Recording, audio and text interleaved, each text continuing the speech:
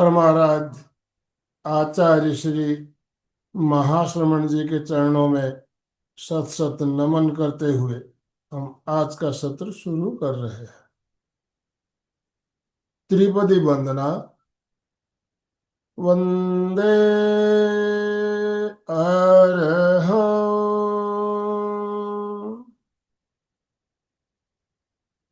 वंदे गुरुवरं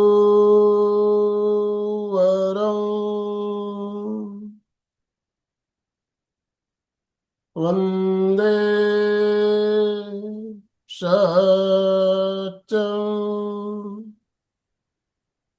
सभी साधक साधिकाओं को जय जिनेन्द्र, सुप्रभात। ओम अरहम, ओम अरहम। बंधु और बहनों, आज गुरुवार का दिन, और जैसा कि आप सब जानते हैं, गुरुवार को हमारा एक बहुत ही शानदार क्रम अभी चल रहा है, एक साप्ताहिक ध्यान यात्रा, जिसमें हम आत्मा के अलग अलग गुणों के बारे में बात करते हैं, चर्चा करते हैं और ध्यान करते हैं। और हमारा मार्गदर्शन करने के लिए गुजरात, दाहोद गुजरात से डॉक्टर उत्थान मेहता जी हमारे साथ जुड़ते हैं।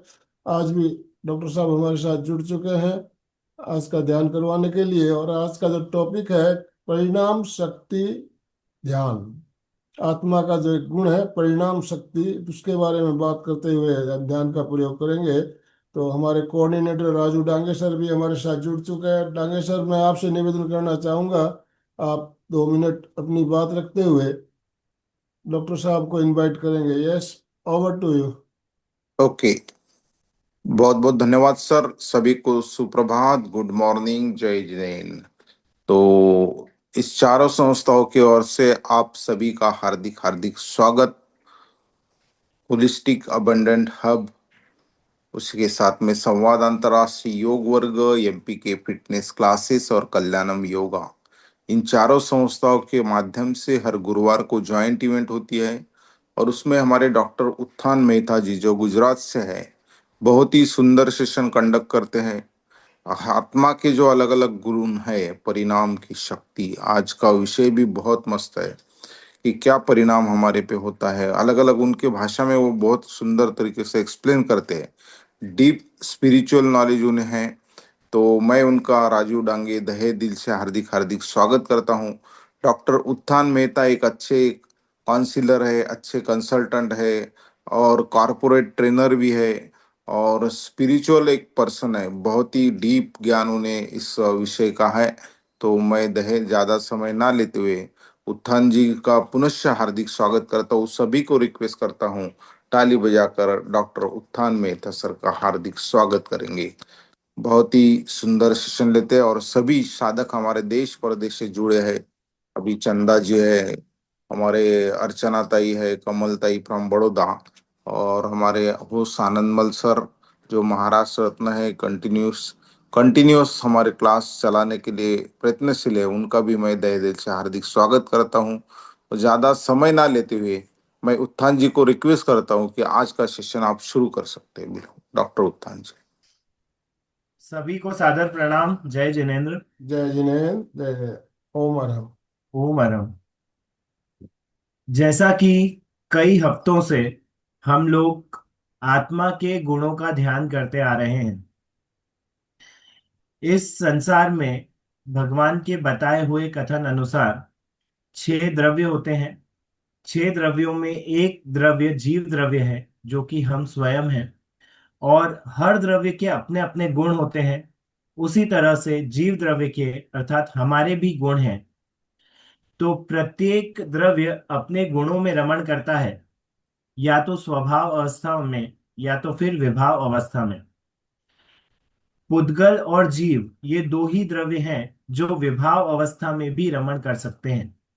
बाकी 4 द्रव्य केवल स्वभाव अवस्था में ही रमण करते हैं। अब पुद्गल और जीव में भी, क्योंकि हम स्वयं जीव हैं, इसलिए हमें अपने बारे में जानना अत्यावश्यक है। और पुद्गल से अलग अनुभव करना है, इसलिए पुद्गल के बारे में भी जानना आवश्यक है।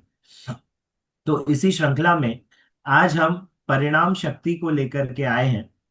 परिणाम कैसे होते हैं, किस तरह से ये हमारी शक्ति है, और इसका उपयोग उल्टी दिशा की जगह सीधी दिशा में यदि करेंगे तो किस तरह से हम मोक्ष के शाश्वत सुख को प्राप्त कर सकते हैं।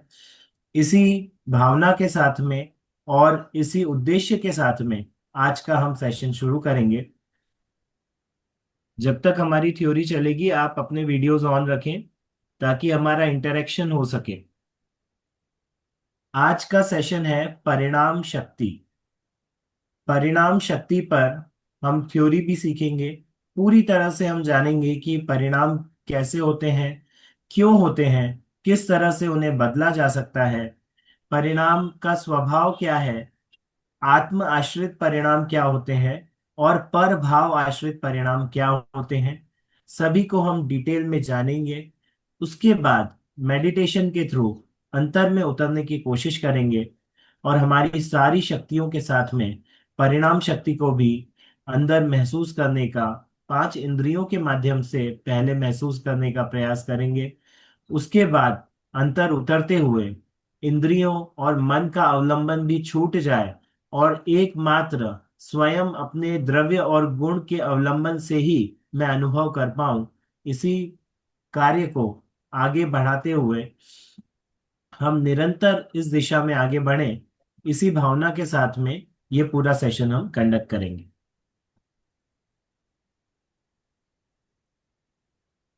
हॉलिस्टिक अबंडेंस हब की वैल्यूज जो हैं वो है कि किस तरह से फिजिकली, मेंटली और इमोशनली हम अन्य लोगों को स्वस्थ रख सकें, उनके स्वास्थ्य में हम निमित्त बन सकें। इसके अलावा प्रत्येक व्यक्ति हेल्दी हो, हेल्दी होने के साथ साथ वो फ्री हो, उसको फ्रीडम हो कि वो जैसा चाहे वैसा जीवन जी सके, जिस तरीके से अपने पूरे पोटेंशियल को वो यूज कर सके और एक अच्छा जीवन जैसा वो चाहता है, जैसी उसकी इच्छा है वैसा वो जीवन जी सके, उसका स्वास्थ्य उसके बीच में आड़े नहीं आए। तो फर्स्ट हमारी जो वैल्यू है वो है health, holistic health. Second value है हमारी फ्रीडम और थर्ड हमारी वैल्यू है सर्विस। जब हम स्वयं स्वस्थ हो जाएं, जब हम स्वयं स्वयं के अनुसार जीवन जी पाए, तब हम दूसरों को भी मदद करें कि वो भी स्वस्थ रह करके, फ्री रह करके और अपने अनुसार जीवन को जी पाए। इसी उद्देश्य से हम आज का सेशन लेकर के आए हैं जिसमें हम जानेंगे शक्ति क्या होती है, गुण क्या होते हैं। शक्ति और गुण एक दूसरे के पर्यायवाची हैं यहाँ पर। और परिणाम शक्ति विशेष रूप से क्या होती है, उसके प्रकार कितने होते हैं। परिणाम शक्ति मेडिटेशन किस तरह से आपको हॉलिस्टिक हेल्थ प्राप्त करने में सहायक हो सकता है। सेशन के कोड ऑफ कंडक्ट्स हैं एक क्लीन स्लेट की तरह। जब भी आप कुछ नया सीखें तो बिल्कुल एक खाली स्लेट की तरह बैठें ताकि जो भी मैं उसमें लिखना चाहता हूँ वो अच्छी तरह से लिख पाऊँ और वो चीजें आपके जीवन में उतर पाए। एक नोटपैड और पेन लेकर के अपने साथ बैठेंगे। थ्योरी के सेशन में नोटपैड और पेन का आप पूरा उपयोग करेंगे। जो कुछ भी आप नोट्स बनाना चाहते हैं अपनी भाषा में बनाएंगे और यदि आप कुछ प्रश्न पूछना चाहते हैं तो आप उन प्रश्नों को भी नोटपैड पर लिख सकते हैं। सेशन के लास्ट में सारे प्रश्नों के जवाब दिए जाएंगे। Question answer round end of the session, session के सबसे लास्ट में होगा और इन सब की प्रैक्टिस आपको घर पर करना अत्यावश्यक है, क्योंकि जब आप नए नॉलेज को लेकर के अपने जीवन में उतारेंगे तभी आपका जीवन जो है वो बदलेगा। हीलिंग सेक्टर काफी बदल चुका है। हीलिंग इंडस्ट्री लगभग 17 लाख करोड़ की इंडस्ट्री है आज की तारीख में। जब व्यक्ति को अपने रोजगार के लिए कुछ ना कुछ तो करना ही है, तो क्यों ना ऐसा एक नोबल कार्य किया जाए जिससे जिसका प्रथम उद्देश्य दूसरों की सेवा करना हो।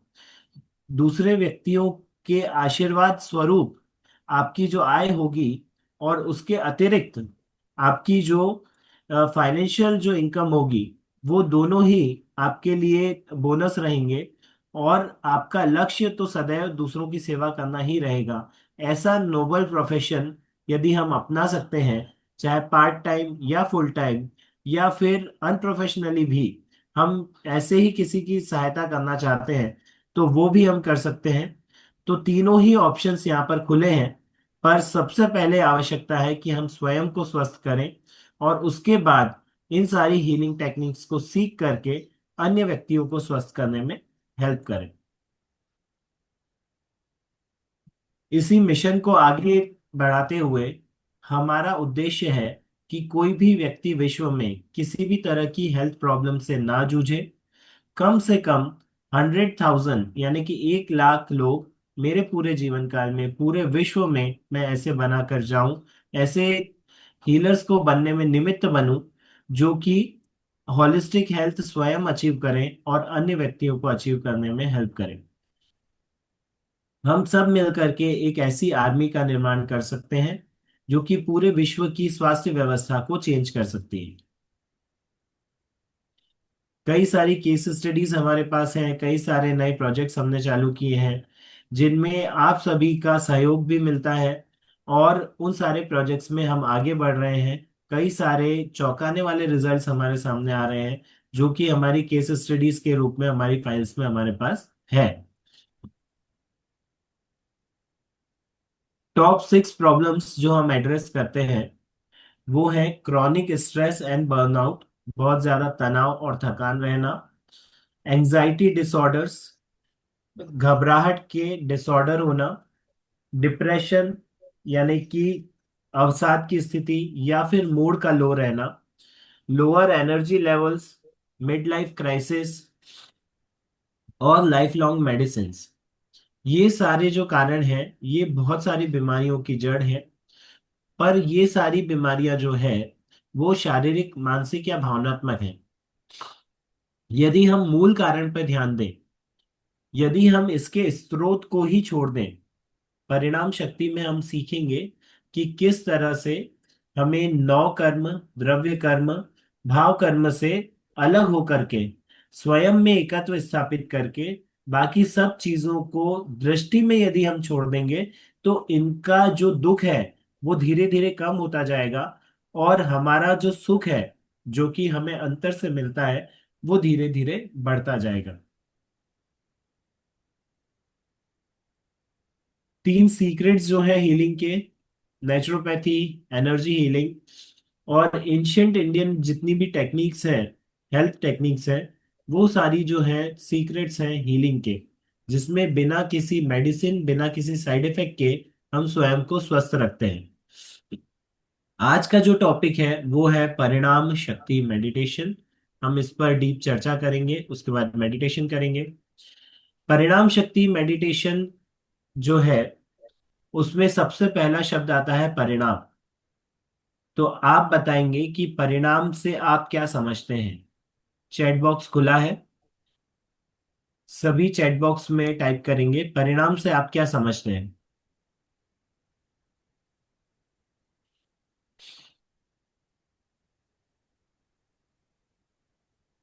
जो भी शब्द, पहला शब्द आपके दिमाग में आए, परिणाम का शब्द, शाब्दिक अर्थ,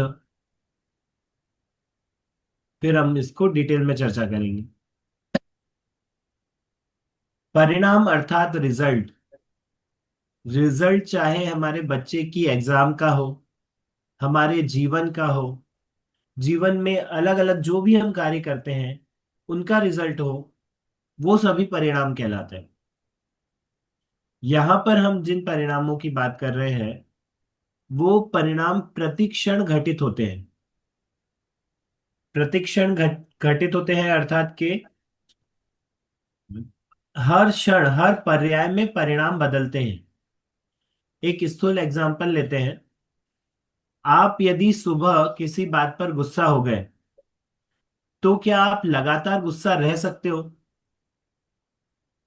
24 घंटे, 48 घंटे, 4 दिन, 5 दिन, 8 दिन लगातार गुस्सा रह सकता है कोई? आप यदि चैट बॉक्स में एक्टिव रहेंगे तो मुझे भी अच्छा लगेगा, आपको समझ में आ रहा है वो पता चलेगा। चैट बॉक्स में आप जो चाहे लिख सकते हैं, जो भी चीज आपके मन में आ रही है। यहाँ पर सही गलत का कोई प्रश्न नहीं है, जो कुछ भी आपके मन में आए अभी चलते हुए टॉपिक से रिलेटेड। जी, सुशीला जी ने लिखा है कि नहीं, हम लगातार गुस्सा नहीं रह सकते। लगातार आप लोभ कर सकते हो, मान कर सकते हो, माया कर सकते हो। इनमें से चार कषाय में से कोई भी कषाय आप लगातार कर सकते हो क्या? कंटिन्यूअसली? कंटिन्यूअसली अनंत काल तक तो बिल्कुल नहीं कर सकते। हम 8 घंटे, 10 घंटे, 2 दिन, 5 दिन, 10 दिन भी नहीं कर सकते। उसके बीच में भी ब्रेक आएगा, या तो फिर वो कषाय मंद होगी, तीव्र होगी, मंद होगी, तीव्र होगी। कितना भी कोई भी क्रोधी व्यक्ति है, मानी है, लोभी है, ठीक है, मायाचारी है, कैसा भी व्यक्ति है, लेकिन उसकी इंटेंसिटी परिवर्तित होती रहेगी। हमेशा एक जैसे परिणाम नहीं रहते, हमेशा एक जैसी स्थिति नहीं रहती। तो ऐसा क्यों? हमेशा एक जैसे परिणाम रहने चाहिए, एक जैसी स्थिति रहनी चाहिए। तो वो केवल तभी रह सकती है जब आप स्वभाव में रहते हैं। स्वभाव हमेशा एक जैसा रह सकता है, विभाव एक जैसे नहीं रह सकते। अपनी नोटबुक में नोट करेंगे, स्वभाव हमेशा एक जैसा रहता है, विभाव एक जैसे नहीं रह सकते। और ये सब चीजें आपकी प्रैक्टिकल लाइफ से अभी हम जानेंगे। सुबह से लेकर शाम तक हम जैसा जैसा करते हैं, उस तरीके से हम सब समझेंगे कि हम विभाव में रहते हैं, इसलिए हम विकल्प में रहते हैं, आकुलता में रहते हैं, और इसीलिए हम दुखी रहते हैं। दुखी होना हमारा स्वभाव नहीं है। जब हम कोई भी एक कार्य, कोई भी विभाव लगातार नहीं कर सकते, ये इस बात को सिद्ध करता है कि ये हमारा स्वभाव नहीं है। चैट बॉक्स में बताएंगे, पानी को नॉर्मल टेम्परेचर पे रखने के लिए कितनी मेहनत करना पड़ती है आपको? कितनी मेहनत करना पड़ती है, कितना उसमें परिवर्तन करना पड़ता है, कितनी बुद्धि लगानी पड़ती है नॉर्मल टेम्परेचर पर रखने के लिए? कुछ करना पड़ता है? कुछ भी नहीं करना पड़ता। उसका यदि स्वभाव बदलना हो, उसे विभाव में ले जाना हो, उसकी भाप बनानी हो, उसे जमा देना हो, उसे गर्म कर देना हो, उबाल लेना हो, तब मेहनत करनी पड़ती है। इसी तरह से जब हमें मायाचारी करनी हो, क्रोध करना हो, लोभ करना हो, मोह करना हो, तब हमें मेहनत करनी पड़ती है, क्योंकि हम अपने स्वभाव से अलग जा रहे होते हैं। वहां पर ताकत लगानी पड़ती है। जब यदि हम अपने स्वभाव में ही स्थित हैं, वहां पर हमें कोई ताकत लगानी नहीं पड़ती। स्वभाव से अर्थात हमारे स्वयं के स्वभाव से हर द्रव्य में अनंत गुण होते हैं। उनमें से कई गुण विशेष होते हैं, कई गुण सामान्य होते हैं। विशेष गुण जो होते हैं, वो गुण हर द्रव्य में अलग अलग होते हैं, और सामान्य गुण प्रत्येक द्रव्य में एक जैसे होते हैं। ठीक है, जो नए लोग यदि आए हों तो वो अपने नोटबुक में से नोट कर लें। हम लोग द्रव्य, गुण और पर्याय के बारे में बात करते हैं। उनमें हमारे द्रव्य में, अर्थात कि हमारे ध्रुव तत्व में, हमारी आत्मा में जितने गुण होते हैं, उनमें से गुणों की चर्चा में आज हम परिणाम शक्ति के बारे में चर्चा कर रहे हैं। तो जब किसी भी द्रव्य को स्वभाव अवस्था में रहना होता है, तब उसे कोई मेहनत नहीं करनी पड़ती। विभाव अवस्था में जाने के लिए उसे मेहनत करनी पड़ती है। लेकिन क्योंकि हम अनादिकाल से विभाव अवस्था में हैं, इसलिए हमने उस विभाव अवस्था को स्वभाव मान लिया है। यदि हम मनुष्य हैं तो अपने आप को मनुष्य मान लिया। यदि तिर्यंच गति में थे तब तिर्यंच मान लिया था। जब हम निगोद में थे तब निगोद निगोद रूपी अवस्था मान ली थी। अक्षर के अनंतवें भाग के बराबर ज्ञान, और एक शरीर में अनंत जीव, उसमें एक जीव आप थे, हम सभी थे नित्य निगोद में। इस तरह से हम जिस जिस पर्याय में रहे, जिस जिस अवस्था में रहे, उस पर्याय को ही हमने अपना मान लिया। ये ही मैं हूं, ऐसा मान लिया। ये पाप बड़ा पाप क्यों है? मिथ्यात्व का पाप इतना बड़ा पाप क्यों है?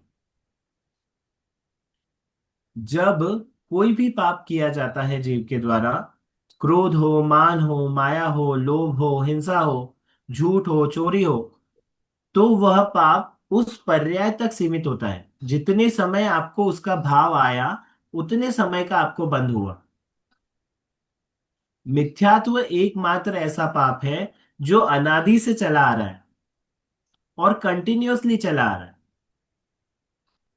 जब हम पर वस्तु में, दूसरी वस्तु में कुछ चेंज करने की आशा, अभिलाषा, इच्छा रखते हैं, तब मिथ्यात्व का बंध होता है।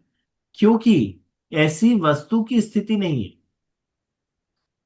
केवली भगवान कथित वस्तु की स्थिति है कि एक द्रव्य दूसरे द्रव्य का कुछ नहीं कर सकता। छह द्रव्यों की पर्याय स्वतंत्र रूप से परिणमित होती है। एक द्रव्य दूसरे द्रव्य का आश्रय ले नहीं सकता। एक द्रव्य दूसरे द्रव्य को आश्रय दे नहीं सकता। एक छोटा सा एग्जांपल लेते हैं। मारीची सब जानते हैं, मारीची कौन थे? चैट बॉक्स में एक्टिव रहेंगे तो आपको भी अच्छा लगेगा। मारीची थे भगवान महावीर के जीव। किस समय पर मारीची के पर्याय में थे? उनके पिता का नाम, उनके दादा का नाम।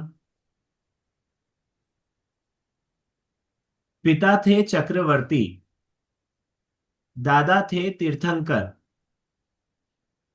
उसके बाद भी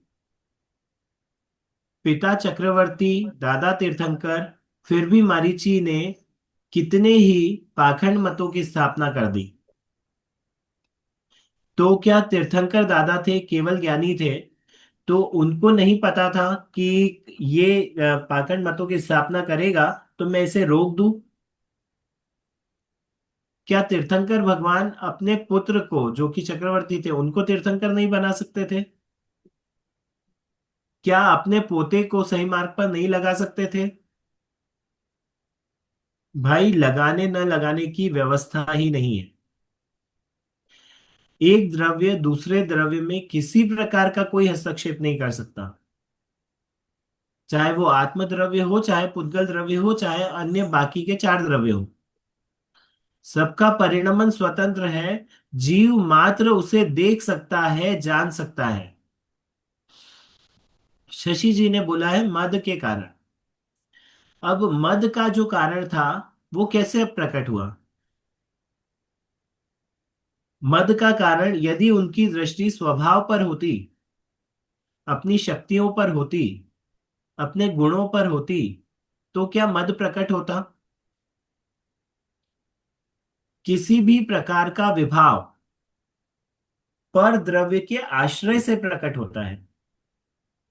वास्तव में आश्रय ले नहीं सकते, लेकिन ऐसा मान लेना कि पर द्रव्य मेरा कुछ बिगाड़ सकता है, कुछ बना सकता है। मैं तीर्थंकर हूं, मैं चक्रवर्ती हूं, मैं मनुष्य हूं, मैं देव हूं, आदि आदि मान लेना, उसके कारण मद आदि की उत्पत्ति होती है। मरीचि यदि स्वयं को कुछ नहीं मानते, यदि स्वयं को किसी धर्म का, पंथ का स्थापक नहीं मानते और अपना अलग मत नहीं चलाते, उसे चलाने वाला स्वयं को नहीं मानते, तो क्या वो उस स्थिति में होते? नहीं होते। तो मद से लेकर के मोह, मान, माया, जितने भी विभाव हैं, उनकी उत्पत्ति परद्रव्य को अपना मानने से और उसमें फेरफार करने की इच्छा रखने से उत्पन्न होती है। यदि हम अपने को, अपने वास्तविक परिणामों को देखें, तो उस समय पर भी ज्ञान की पर्याय, आनंद की पर्याय, सुख की पर्याय, वीर्य की पर्याय, अनंत शक्तियों की पर्याय एक साथ एक समय पर परिणमित हो रही हैं। एक एग्जाम्पल लेते हैं।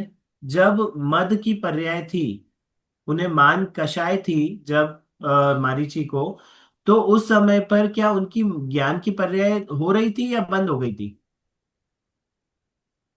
मान कषाय विभाविक पर्याय है और ज्ञान स्वाभाविक पर्याय है।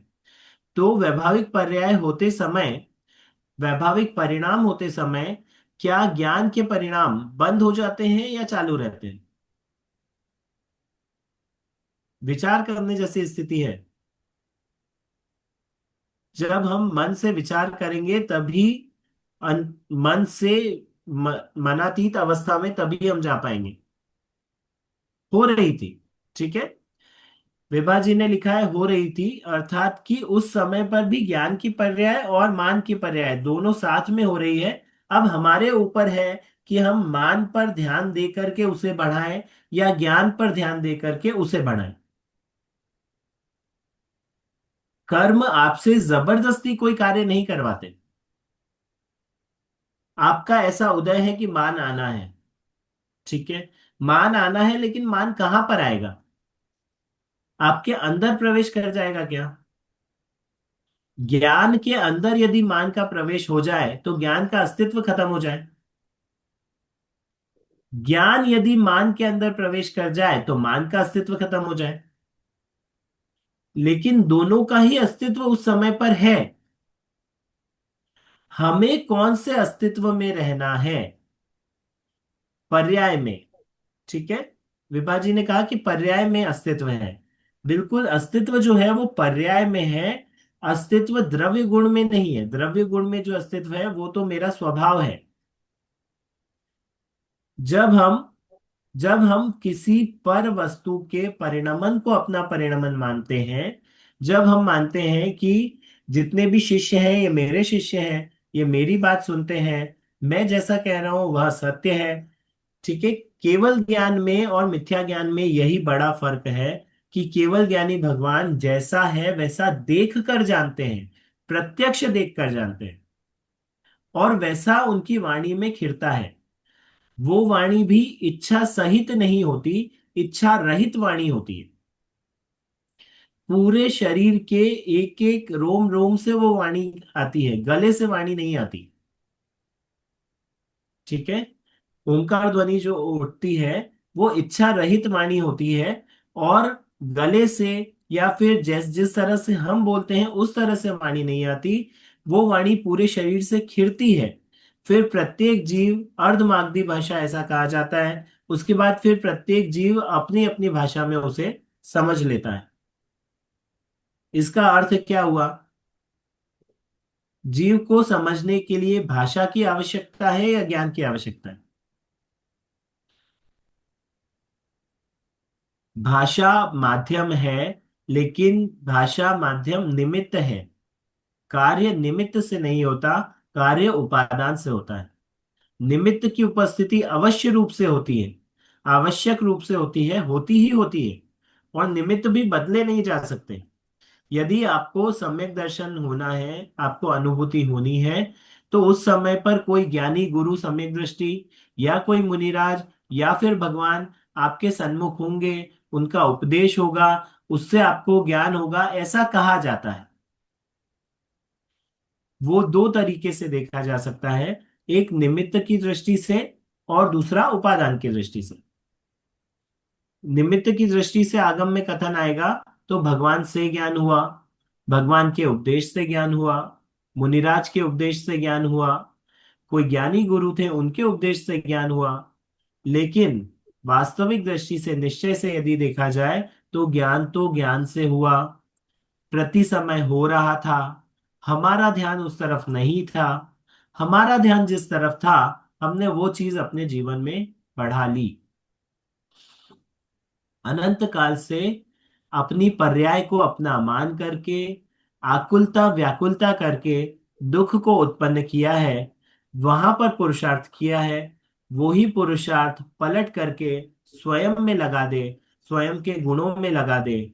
पहले भेद ज्ञान कर, उसके बाद भेद ज्ञान करते करते जब ऐसी अवस्था हो जाए कि पांचों इंद्रियों को साइड में रख के स्वयं में उतरने की इच्छा हो, तब बैठ जा, पांचों इंद्रियों को विराम दे, और भेद ज्ञान करते करते जब सम्यक दर्शन हो जाए, जब अनुभूति हो जाए, तो उस अनुभूति को निरंतर बनाए रखने के लिए फिर निरंतर भेद ज्ञान कर। एक बार अनुभूति होने पर अनंतानुबंधी कषाय टूट जाती है।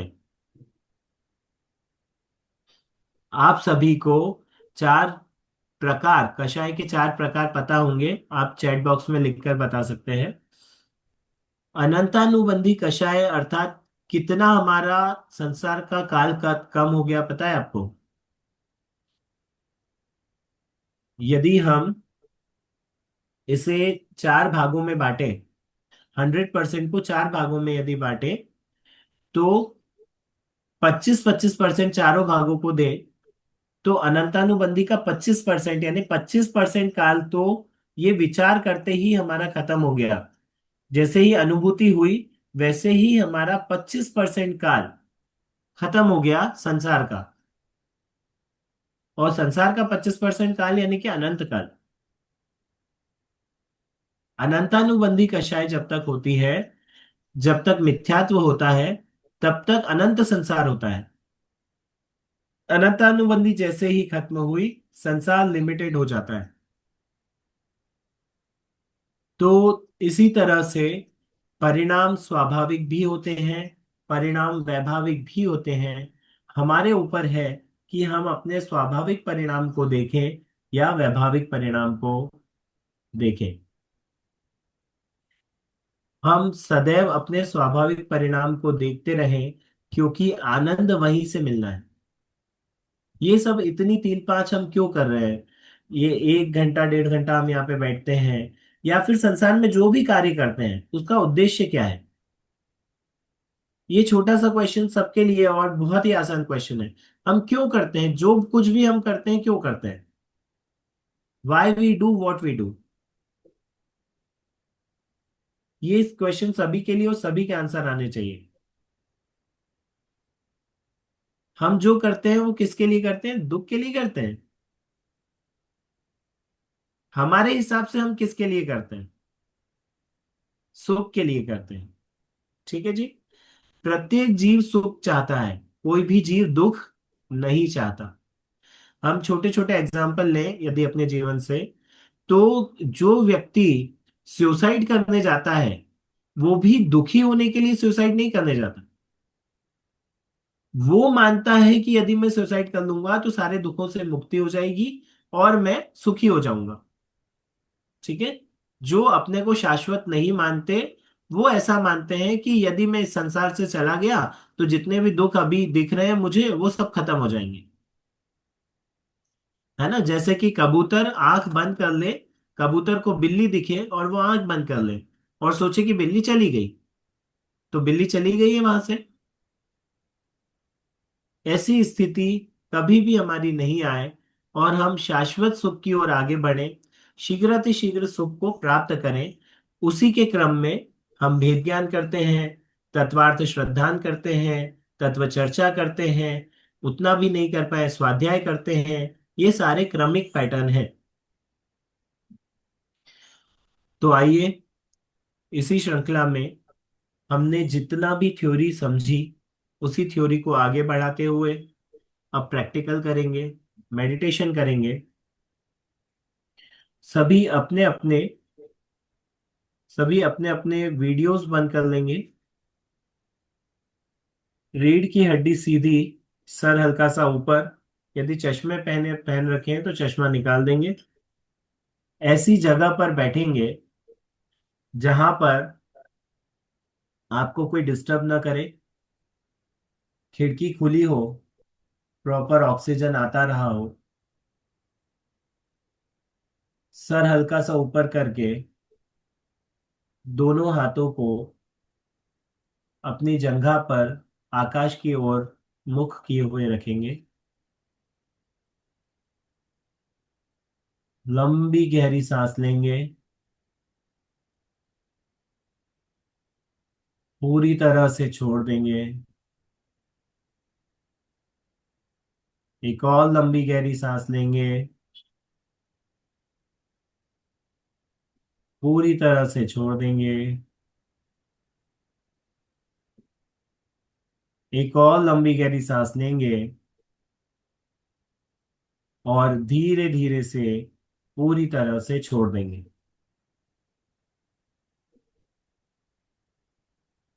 आपका शरीर स्वच्छ है, स्वस्थ है। अपना पूरा ध्यान पैरों के अंगूठों पर लेकर के जाएंगे। अंगूठों को टाइट करेंगे, अंदर की ओर खींचते हुए। Tight, tight, tight. सांसों को बाहर छोड़ते हुए रिलीज। पैरों के तलवों को अंदर की ओर खींचेंगे। Tight, tight, tight. श्वासों को बाहर छोड़ते हुए रिलीज। काफ मसल्स को अंदर की ओर खींचेंगे। Tight, tight, tight. Hold the tension. 5 second के लिए रुकेंगे। इस एरिया में जितनी भी बीमारियां हैं उन्हें देखेंगे। आपके काफ मसल्स आपके दूसरे हृदय का काम करते हैं। जब हृदय धीमा होता है तब काफ मसल्स ही पूरी बॉडी में रक्त का संचार करते हैं। इन्हें धन्यवाद देंगे और धीरे से रिलीज करेंगे। इस क्षेत्र से संबंधित सारी बीमारियां बाहर कर देंगे। अपने थाइस, जंघा रीजन पर ध्यान ले जाएंगे। अंदर की ओर खींचेंगे। Tight, tight, tight. आपकी थाइस, जंघा रीजन आपके शरीर का सबसे मजबूत भाग है। ये पूरी तरह से स्वस्थ है और इसमें जो भी टॉक्सिन्स हैं वो हम श्वासों के माध्यम से बाहर कर रहे हैं। रिलीज। अपने एक्सक्रेटरी और सेक्सुअल ऑर्गन्स पर दृष्टि ले जाएंगे। अंदर की ओर खींचेंगे। Tight, tight, tight. आपके मूलाधार चक्र से संबंधित जितनी भी बीमारियां हैं, आपके एक्सक्रेटरी ऑर्गन से संबंधित जितनी भी बीमारियां हैं, आपका लिवर, किडनी, पैनक्रियास, जितनी भी बीमारियां उनके अंदर हो सकती हैं उन सभी को ध्यान करेंगे और उन्हें श्वासों के माध्यम से बाहर छोड़ देंगे। आपके डाइजेस्टिव सिस्टम, सैक्रल चक्रा और सोलर प्लेक्सस चक्रा पर ध्यान ले जाएंगे। पेट को अंदर की ओर खींचते हुए सारे सिस्टम को अच्छे से देखेंगे। जो कुछ भी अशुद्धि आपको दिख रही है, श्वासों के माध्यम से उसे बाहर कर देंगे।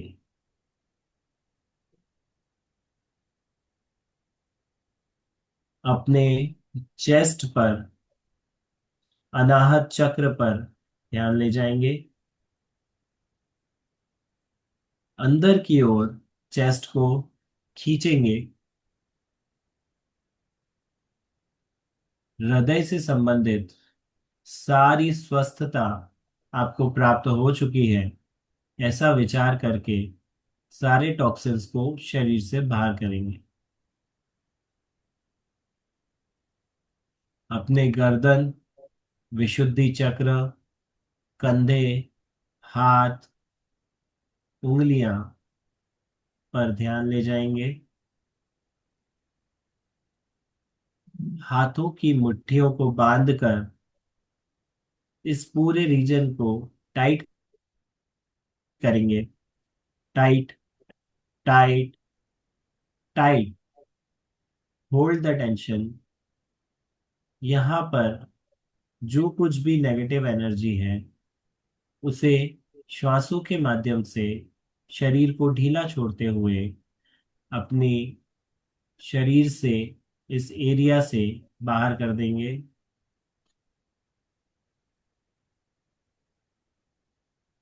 अपने चेहरे पर ध्यान ले जाएंगे। आज्ञा चक्र और सहस्त्रार चक्र पर ध्यान ले जाएंगे।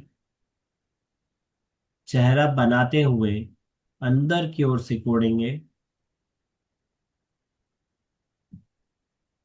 इस क्षेत्र से संबंधित, आपके इंटेलेक्ट से संबंधित फोकस, प्रोडक्टिविटी, हायर कॉन्शियसनेस से संबंधित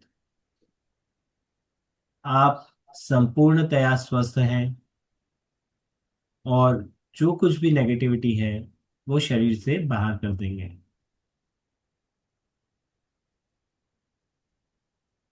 लंबी गहरी सांसें चालू रहेंगी।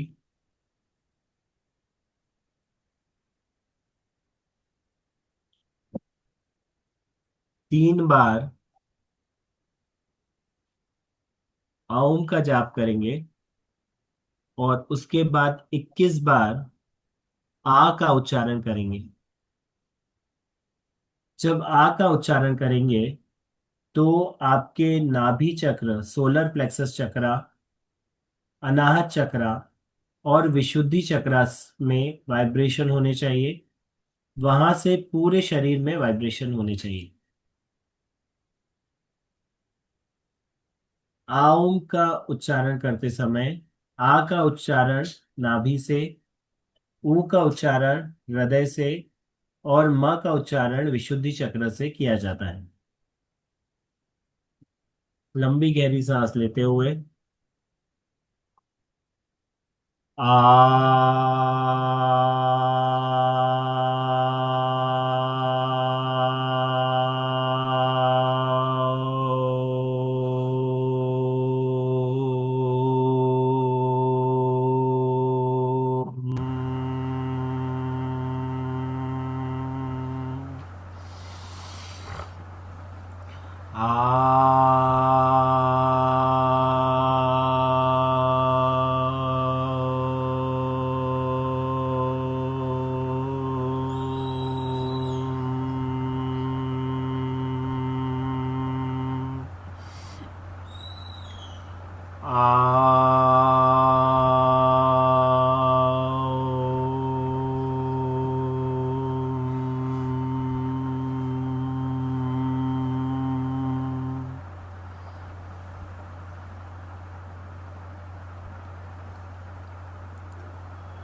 इसी स्थिति में 21 बार आ का उच्चारण करेंगे। आ।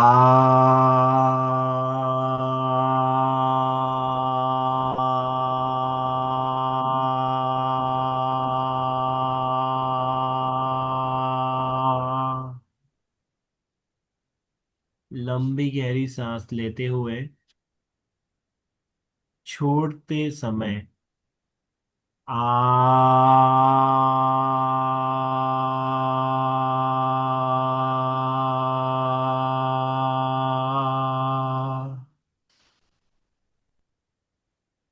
प्रत्येक उच्चारण से पहले एक लंबी गहरी सांस लेंगे और छोड़ते समय आ।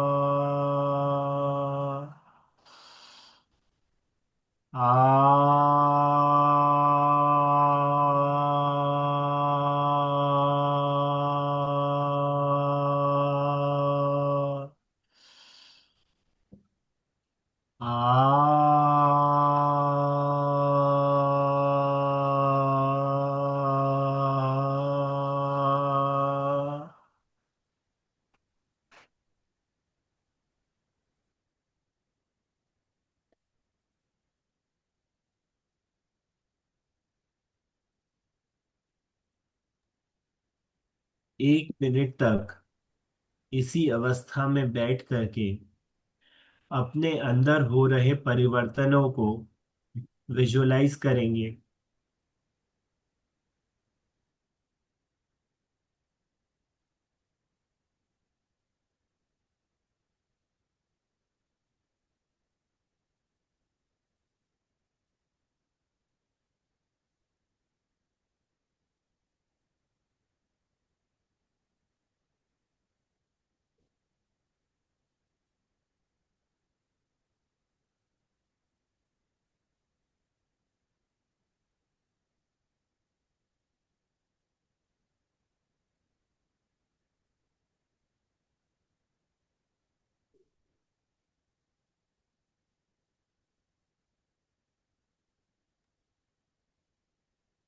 अब इस पूरी शक्ति को अपने आज्ञा चक्र पर लेकर आएंगे।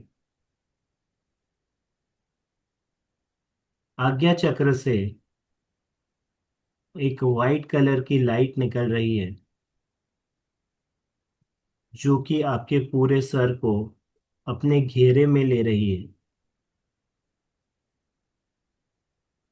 ये घेरा धीरे धीरे से बढ़ रहा है। आपके पूरे कमरे में ये वाइट लाइट फैल रही है। रूम में जितने भी जीव हैं, जितने भी पुद्गल हैं और बाकी 4 द्रव्य हैं, उनका परिणमन स्वतंत्र हो रहा है, उनके परिणाम स्वतंत्र हैं। जहां पर आप हैं वहीं पर आपका शरीर अर्थात के पुद्गलों का स्कंद है, वहीं पर निगोद के जीव भी हैं। इसी कमरे में निगोद के अनंतानंत जीव हैं, उनका परिणमन भी स्वतंत्र हो रहा है।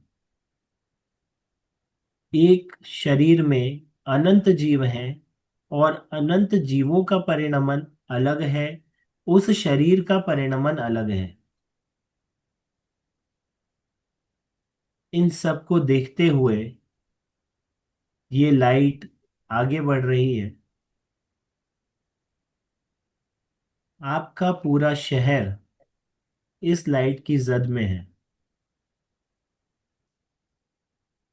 आप जितने भी जीवों को देख पा रहे हैं, पंचेंद्रिय सन्नी मनुष्य हो, तिर्यंच हो, पुद्गल को देख पा रहे हैं, जो भी पुद्गल स्कंद रूप हैं। परंतु क्योंकि आप भाव इंद्रियों के माध्यम से जान रहे हैं, इसलिए आपको सीमित ही जानने में आएगा। जब हम इंद्रियों को साइड में रख के स्वयं के अंदर उतरते हैं, तब धीरे धीरे हमारे कर्मों की निर्जरा होती है और केवल ज्ञानी होने पर हम प्रत्येक वस्तु को, प्रत्येक द्रव्य को जैसा वो है, जैसे उसके द्रव्य हैं, गुण हैं और पर्याय हैं, प्रत्येक को अलग अलग जानते हैं, उनका स्वतंत्र परिणमन होते हुए देखते हैं। सिद्ध भगवान और अरिहंत भगवान आज भी वैसा ही जान रहे हैं, वैसा ही देख रहे हैं। आगे बढ़ते हैं। हमारे पूरे राज्य में कितनी सारी गतिविधियां हो रही हैं। प्रत्येक जीव मान, माया, क्रोध, लोभ में आकंठ डूबकर अपने लिए दुख को उपजा रहा है। एक इच्छा की पूर्ति होती नहीं, उससे पहले दूसरी इच्छा जन्म ले लेती है। एक इच्छा की पूर्ति का सुख भी अनुभव नहीं कर पाता, क्षणिक सुखाभास को भी अनुभव नहीं कर पाता और दूसरी इच्छा के दुख को अनुभव करना शुरू कर देता है। राजनीति हो, घर परिवार हो, बिजनेस हो, जॉब हो, प्रत्येक जगह स्वयं के लिए अनंत दुख को उपजा रहा है। प्रत्येक वस्तु को बदलने की इच्छा रखकर आकुलता को उत्पन्न कर रहा है। उस आकुलता में दुख मानना सम्यक दर्शन और निराकुलता में सुख मानना सम्यक दर्शन। आकुलता में सुख मानना मिथ्या दर्शन और निराकुलता में दुख मानना मिथ्या दर्शन। इस मिथ्या दर्शन को छोड़कर, मिथ्या श्रद्धा को छोड़कर, पर में कुछ भी बदलने की भावना को छोड़कर हम आगे बढ़ते हैं। पूरे देश में ये प्रकाश फैल चुका है। कितने कितने जीव, कितने पुद्गल, जिन्हें हम आंखों के माध्यम से देख सकते हैं, और ऐसे जीव और पुद्गल जिन्हें हम आंखों के माध्यम से नहीं देख सकते। अर्थात पंचेंद्रिय जीव, तिर्यंच आदि को हम आंखों के माध्यम से देखते हैं। पुद्गल को भी स्कंद अवस्था में, एक दूसरे से जुड़ी हुई अवस्था में हम आंखों के माध्यम से देखते हैं। लेकिन निगोद के जीव, पेड़ पौधों के अंदर होने वाले एकेंद्रिय जीव, इसके अतिरिक्त भी कई त्रस्त जीव भी जो कि इतने सूक्ष्म होते हैं जो हमें आंखों के माध्यम से दिखाई नहीं देते,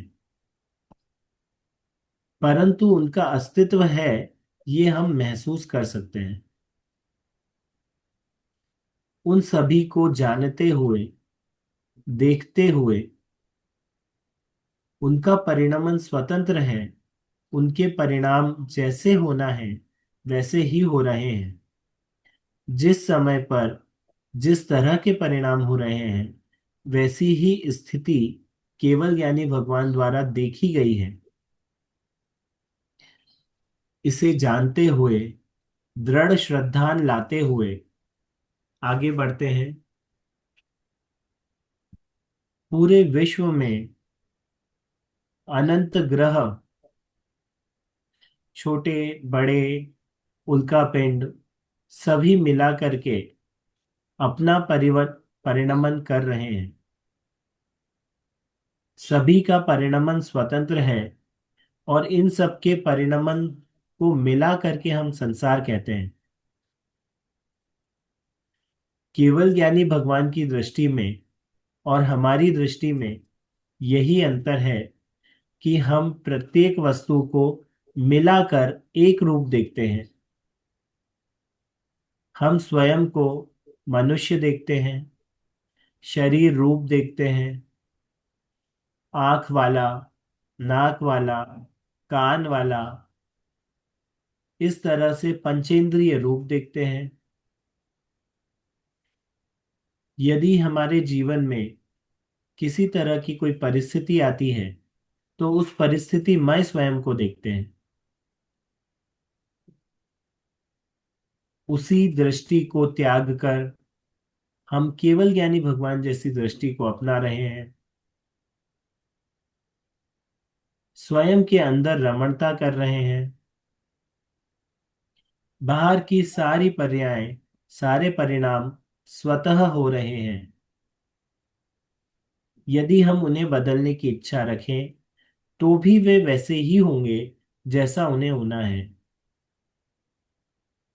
हम केवल उन्हें बदलने का राग करके, ममत्व करके दुख को उत्पन्न कर सकते हैं। हमारे करने या न करने से उस वस्तु के कार्य में कोई फर्क नहीं पड़ता। आगे बढ़ते हैं। महाविदेश क्षेत्र में केवल ज्ञानी भगवान आज भी विराजमान है। हमने संसार की स्थिति देखी, अब केवल ज्ञान की स्थिति देखते हैं। बाहर से उनका संसार भी हमें वैसा ही लगता है। शरीर है, देवताओं द्वारा बनाया गया समवसरण है। उस समवसरण में केवल ज्ञानी भगवान, तीर्थंकर भगवान विराजित हैं। लेकिन अवस्था देखिए कि जैसी उनकी अंदर की व्यवस्था है, अंदर की अवस्था है, उसी व्यवस्था और अवस्था से जस्ट अलाइन करती हुई उनकी बाहर की अवस्था भी है। अंतर में प्रत्येक कषाय से विमुख और स्वयं की ओर उन्मुख उनकी दशा है। इसी तरह उनका शरीर भी अपने जस्ट नीचे बने हुए सहस्त्र दल कमल को भी नहीं छूता, उससे भी ऊपर रहता है, अलिप्त रहता है। ऐसी तो केवल ज्ञानी भगवान के शरीर के परमाणुओं की रचना है। जिस तरह से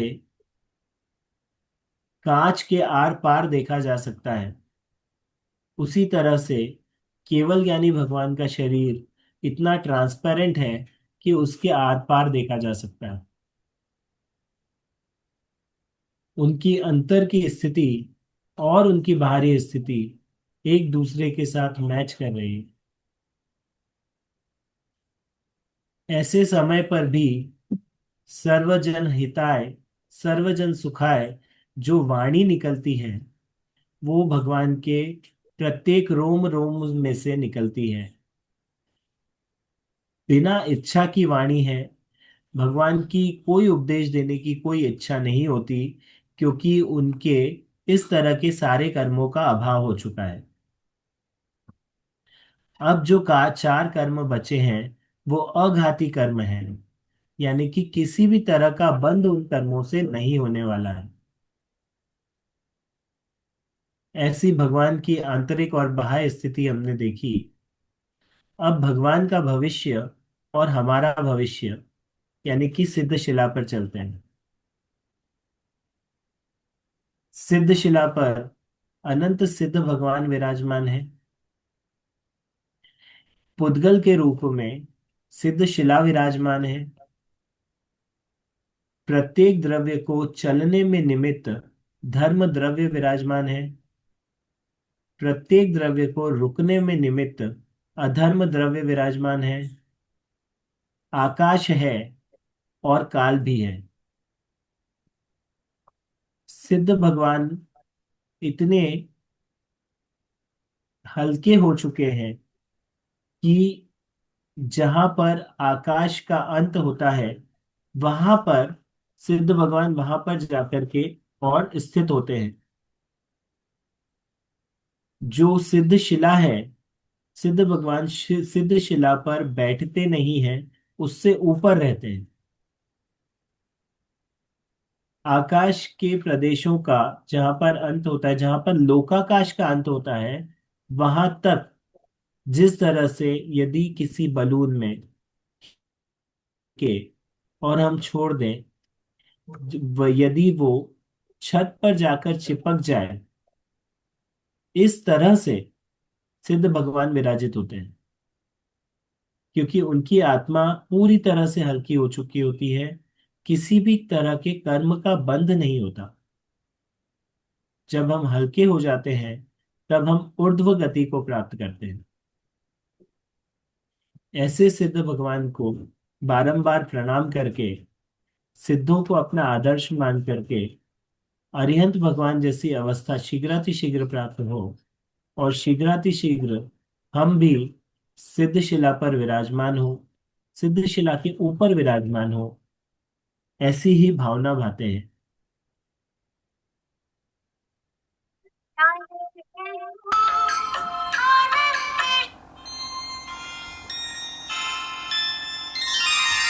चेतन है तू, ध्रुव न्यायक है तू, आनंद शक्ति का धारक है तू, सिद्धों का लघु नंदन कहा, मुक्ति पुरी का नायक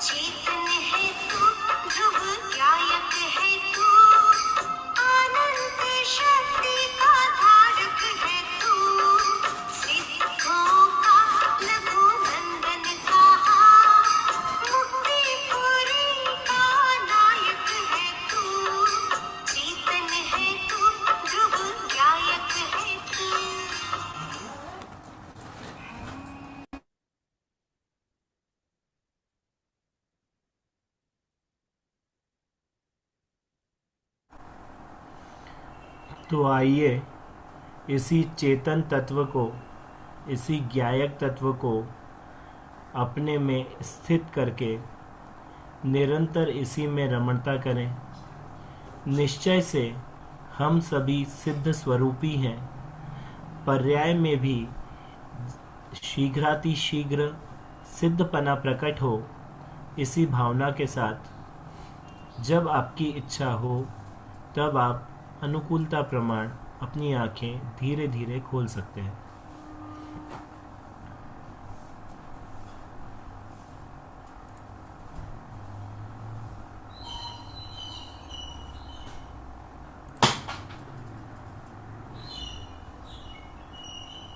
ओम अरहम। ओम अरहम।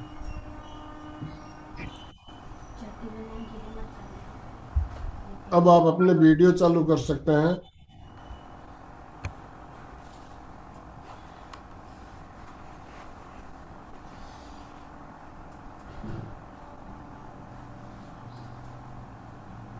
ध्यान करने के बाद कैसी अनुभूति हो रही है, अपने अनुभव शेयर करना चाहते हैं, कुछ प्रश्न हो, जिज्ञासा हो, तो भी आप हैंड राइज कर पाएंगे। यस, 2-3 मिनट का टाइम है हमारे पास।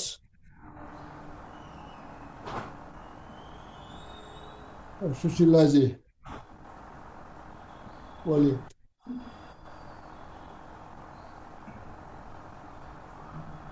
सुशीला सुराना। बहुत अच्छी अनुभूति हुई, एकदम अंदर से पूरा वाइब्रेशन, पूरा एकदम अंदर चलते उसी में खोए रहे एकदम। बहुत अच्छा लगा, बहुत थैंक यू, बहुत बहुत धन्यवाद, बहुत बहुत आभार। बहुत बहुत धन्यवाद आप सभी का। मेरा केवल एक ही कहना है कि जब हम ये मेडिटेशन सेशन अटेंड करें, उसके बाद नई ऊर्जा के साथ में अगले पूरे सप्ताह हम भेद ज्ञान करते रहें। जब हम भेद ज्ञान करते हैं तब अनुभूति तो जब होगी तब होगी, अवश्य होगी, लेकिन उससे पहले भी हमारी कषाएं मंद होने लगती हैं। तो उन मंद कषायों का जो सुख है वो अब हमें अनुभव होने लगता है। जब हम किसी समुद्र से 2 किलोमीटर की दूरी पर भी हैं, लेकिन वहां जो ठंडी हवाएं चलती हैं उससे हमें पता चलता है कि समुद्र है पास में। उसी तरह से जब हमारी कषाय मंद होने लगे, जब हमें मंद कषाय रूप सुख का अनुभव होने लगे, तब हमें पता चलता है कि हमारा सम्यक दर्शन, हमारी आत्मानुभूति बहुत पास में है। तो हर क्रिया का लक्षण होता है, उस लक्षण से उस क्रिया को पहचाना जाता है। और आप सभी से अनुरोध है कि हम सवा घंटा 1.5 घंटा जो यहाँ पर देते हैं वो हमारा सार्थक हो, और पूरे सप्ताह आप अनुभूति का प्रयास करें, भेद ज्ञान करें। यदि कोई आपसे किसी भी तरह का कोई कषाय होती है तो तुरंत हमें ध्यान आना चाहिए कि ये कषाय का स्वरूप अलग है, मेरा स्वरूप नहीं है। ये कषाय हो भी रही है तो मुझ में नहीं हो रही है, मैं इसको करने वाला नहीं हूं। केवल इतना स्मरण मात्र से ही आपकी कषाय इतनी ढीली पड़ेगी कि आप अगले सेशन में आकर के और स्वयं का एक्सपीरियंस बता सकेंगे। तो इतना ही निवेदन है, जैसे ओम हमने अरहम। सेशन के स्टार्टिंग में जाना कि जो भी कुछ आप यहाँ से सीखें उसे अपने जीवन में उतारना है, तभी वो आपके जीवन को परिवर्तित कर पाएगा। बहुत सुंदर हो। सुचिता जी, सुचिता जी बोलिए। बहुत सुंदर, सही में मैंने सुना है, ध्यान नहीं किया है, लेकिन आंखें खुली थी। लेकिन ऐसे लग रहा था कि सही में मैं अंदर से अंदर अपनी यात्रा कर रही हूँ। और अपने बोलने को शब्द ही नहीं है, सही में सर, मेहता सर, कि बहुत सुंदर। और सही में आपने कहा, जब भी हमें भेद भेद विज्ञान का ज्ञान होता है तो हम कषाय क्रोध हुआ तो भी झट से निकाल देते हैं। सही कहा आपने, बहुत सुंदर सेशन, और बहुत अच्छा। सोचिए सोचिए कि उसके केवल विचार मात्र से हमारी कषाय जितनी ढीली पड़ जाती है, तो जब उसका अनुभव होगा, जब उस द्रव्य का अनुभव जब होगा तो कैसी स्थिति होगी, विचार कीजिए। सही में, और सही। जिनको उस द्रव्य का अनुभव लगातार हो रहा है, प्रत्येक पर्याय में हो रहा है, समय समय पर हो रहा है, उनकी स्थिति कैसी होगी। इसीलिए हम उनको भगवान कहते हैं। वो हम में कुछ चेंज नहीं कर सकते, लेकिन जैसा उन्होंने प्राप्त किया, उनको आदर्श रूप से मान करके हम वैसा प्राप्त करते हैं, और इसलिए उनका अहोभाव आता है, इसलिए उनके दर्शन किए जाते हैं, इसलिए उनके गुणों का अनुमोदन किया जाता है। सही ओम में नारायण। वही एक ज्ञानानंद स्वभाव वही है पूरा उसमें। आपने पढ़ा होगा कि मैं ज्ञानानंद स्वभावी हूँ। मैं रंग रूप से भिन्न भेद से भी मैं भिन्न निराला हूँ, ये आप जो। हर सेशन में आ रहे हैं सुचिता जी? लास्ट सेशन में आप आए थे? हाँ, सुना था मैंने। हाँ जी। न, पाती हूँ, पहले तो जुड़ती थी, सर को पता है। लेकिन अभी थोड़ा सा घर की वजह से नहीं जुड़ पाती हूँ, लेकिन सुनती हूँ बाद में भी। भैया बहुत सुंदर लगता है सेशन, जी, हर सेशन। उस सेशन में लास्ट में हमने ज्ञानानंद स्वभावी गाया था, इसलिए बोल रहा हूँ मैं आपसे। नहीं, वही तो मैं बोल रही हूँ ना, सुना था वही तो। जी जी जी जी। बहुत सुंदर। बीजल जी अपने आप को अनम्यूट कीजिए। Thank you Bijal ji, thank you so much. आप शीघ्र अपना कल्याण करें, यही मंगल भावना। जी जय बीजेंद्र। जिनेन्द्र सर। जय जिनेन्द्र। सर, आपने बीच में समझाया था, मेरा एक क्वेश्चन है कि ये सम्यक्त्व है, ये सम्यक्त्व नहीं है। हमें जो विचार के द्वारा कि व्यक्ति का स्वभाव हम नहीं बदल सकते, वो जैसा है वो स्वभाव के मानना सम्यक दर्शन है, और उसको बदलने का भाव है वो मिथ्या है। उसमें थोड़ा सा कंफ्यूजन है, अगर आप क्लियर कर पाए तो सर। जी जी, बिल्कुल पूछिए। Thank you sir. ये मतलब यही हाँ ठीक है। उसे ये बदलने का भाव कैसे मिथ्या दर्शन है, उसका एक एग्जाम्पल मैंने शास्त्रों के माध्यम से आपको दिया था। आप अपनी डेली लाइफ के माध्यम से भी एग्जाम्पल निकाल सकते हैं। आप विचार कीजिए कि जिनके पिता चक्रवर्ती हों, जिनके दादा तीर्थंकर हों, उनके जीवन में क्या चक्रवर्ती और तीर्थंकर किसी प्रकार का परिवर्तन नहीं कर सकते? यदि ये संभव होता तो क्या मारीची मारीची रूप रहते? यदि तीर्थंकर भगवान, यदि आदिनाथ भगवान उनके जीवन में कुछ परिवर्तन कर सकते तो मारीची मारीची रूप रहते क्या? वो तो चेंज हो जाने चाहिए थे। दादा तीर्थंकर हैं और पोता निकल करके और दूसरे धर्म की स्थापना कर रहा है, ऐसा कैसे संभव है? ये संभव तभी है जब शाश्वत सत्य पर आप विश्वास करें कि एक द्रव्य दूसरे द्रव्य का कुछ नहीं कर सकता, देख सकता है, जान सकता है। आदिनाथ भगवान ने बोल दिया था, आदिनाथ भगवान के क्या ज्ञान में नहीं आया कि मारीची जो है वो अन्य धर्मों की स्थापना कर देगा, तो मैं उसको जाकर के रोक लूं? ऐसा नहीं कर सकते थे वो। ठीक है। क्यों नहीं कर सकते थे? हाँ, मुझे वही मुझे भी बात वही है। लग रहा है कि क्यों वो नहीं क्यों किया। नहीं कर सकते थे? क्योंकि विश्व की व्यवस्था ऐसी है दीदी। विश्व की व्यवस्था एक द्रव्य का दूसरे द्रव्य को जो बदलने का जो भाव है, वो केवल भाव कर सकते हैं। भाव भी हम करते हैं क्योंकि हमें व्यवस्था का पता नहीं है। जब हम भाव करते हैं, एक चीज बताइए, एक सिंपल एग्जांपल लेते हैं, शास्त्रों से नहीं आपकी लाइफ से लेते हैं। सपोज कीजिए आप अपना हाथ ऊपर नीचे कर रहे हैं, इस तरह से कर रहे हैं।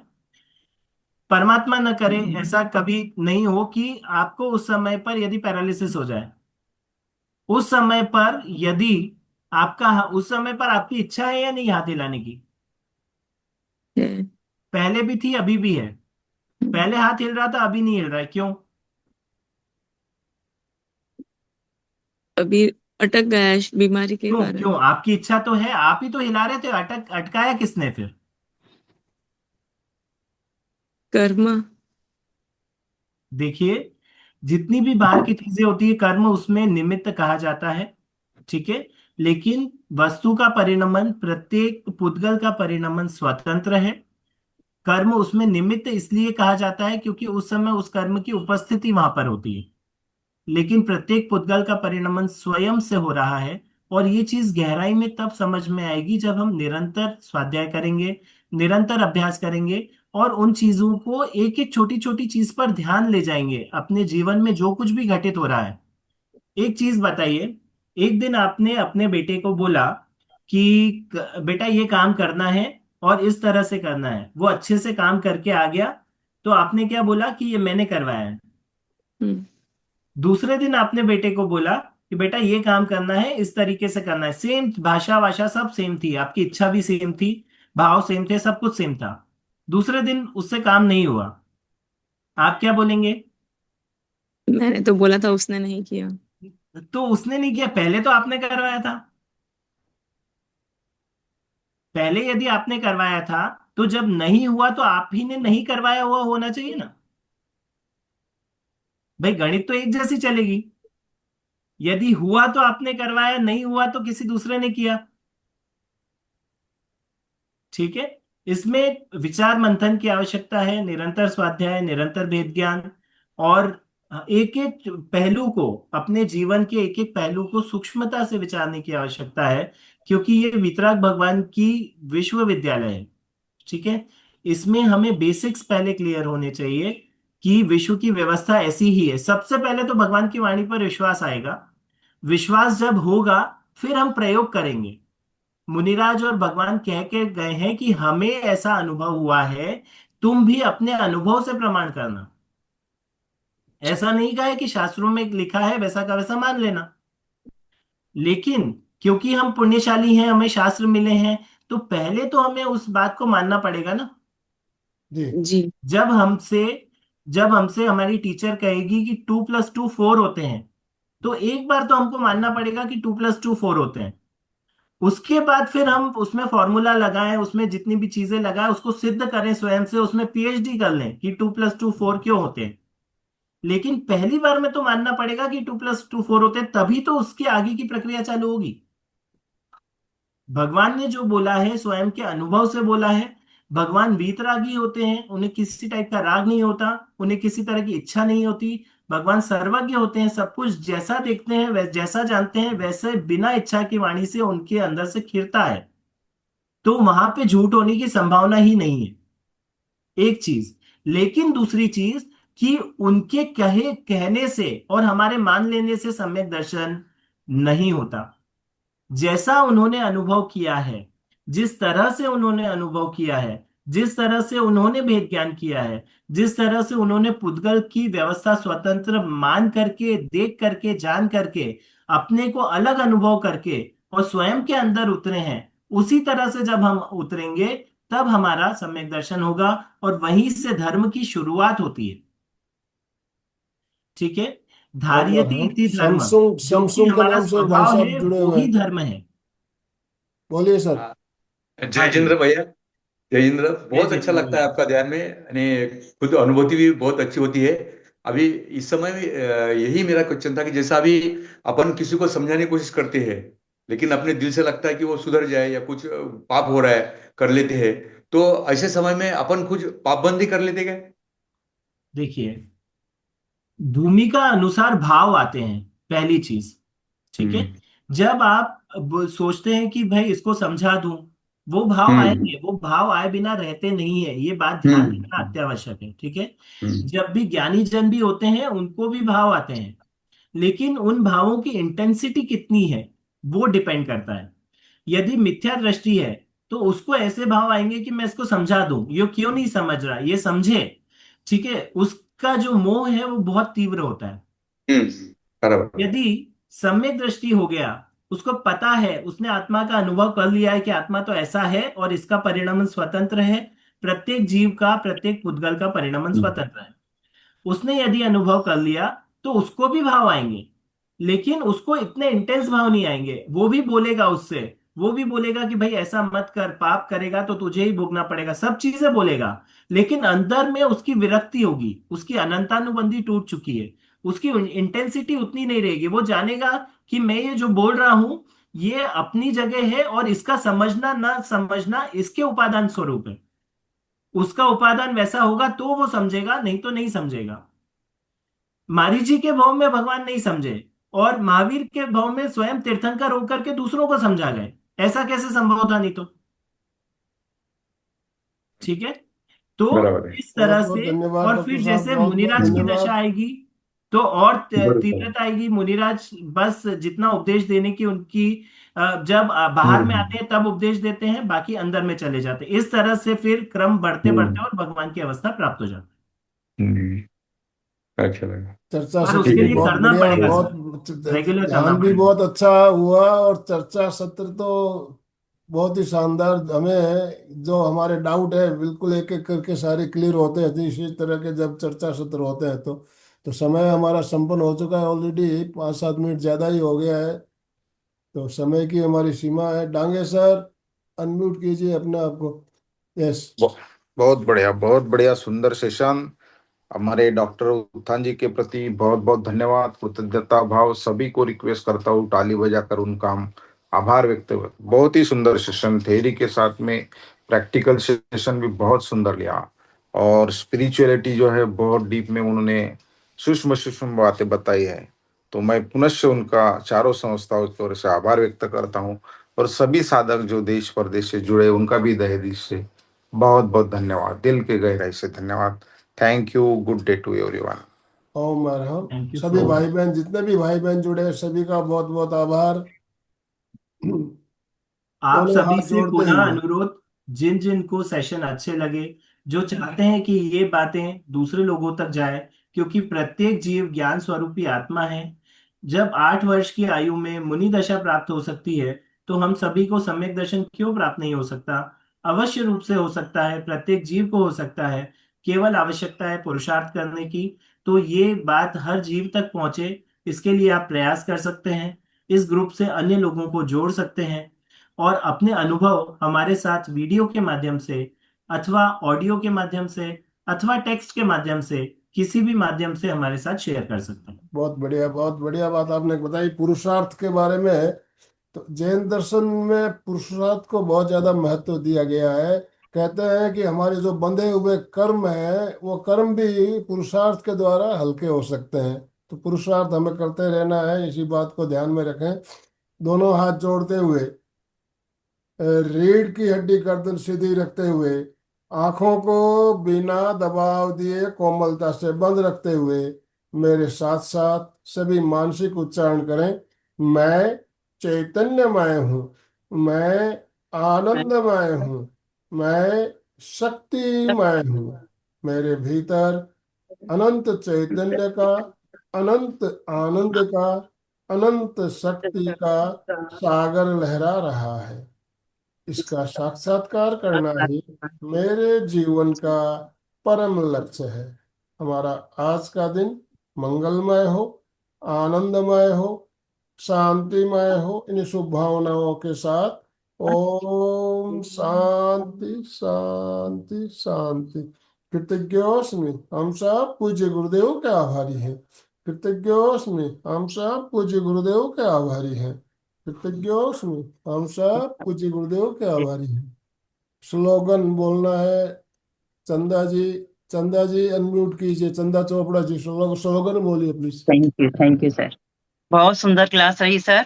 और इसके साथ ही हम जब अब हम लोग, मैं कार्यशाला के लिए बैठूंगी तो बहुत ही अच्छा अनुभव होता है। मेरे को करीबन हफ्ता 15 दिन हो गए हैं, मैं इसके बाद जस्ट कार्यशाला में बैठ जाती हूँ, तो बहुत ही अच्छा आनंद आता है और बहुत अच्छा अनुभव होता है, जैसा कि आपने बताया। Thank you very much. बहुत अच्छा सेशन रहा। थ्योरी भी आपने बहुत अच्छी बताई, बहुत अच्छे से समझ में आया। और मारीची का तो वास्तव में बहुत अच्छे से ध्यान में आया कि वास्तव में ऐसा नहीं हो सकता है जैसा हम चाहते हैं। ओम थैंक यू वेरी मच, बहुत बहुत आभार। हम बताएं इसी उस भावना के साथ में हम बोलेंगे, फिटनेस का डोज एक घंटा 1 घंटा हर हर रोज, रोज। फिटनेस का डोज एक घंटा घंटा हर हर रोज, रोज। फिटनेस का डोज एक 1 घंटा घंटा हर हर रोज। रोज। ओमर, आज हम तो सभी आज तो कुछ। 1.5 घंटा हो गया हमारा फिटनेस। जी सर, आधा घंटा सुबह भी तो होता है। बिल्कुल। आधा घंटा सुबह और 1.5 घंटा अभी। और कल तो शुक्रवार है, कल सुबह 4 बजे हमारा एक स्पेशल सेशन रहेगा। आप लोगों को पता है, सुबह 4 से 5। Yes sir. शुक्रवार और सोमवार 2 दिन हमारा और एक क्रम चल रहा है अभी। तो कल 4 बजे जुड़ना है। और एक छोटा सा मैंने वीडियो कल शेयर किया था। कर्म हसावे, कर्म रुलावे, और कर्म बड़ो बलवान। उस वीडियो को जरूर देखिएगा। दो, जरूर सर। जरूर देखिएगा। अभी छोटा नहीं देखा, अभी नहीं दो तीन देखा मिनट सर। का हाँ। वीडियो है, वो जरूर देखिएगा। ओम। ओमर, हम सभी के लिए बहुत मंगल भावना, शुभ भावना। थैंक यू वेरी मच, सभी का ओम बहुत बहुत आभार। ओम। बहुत आभार सर, बहुत अच्छी चीजें बता रहे हैं। ओम आभार। बहुत आज का बहुत सत्र यहीं धन्यवाद, पे बहुत एंड बहुत करेंगे। धन्यवाद।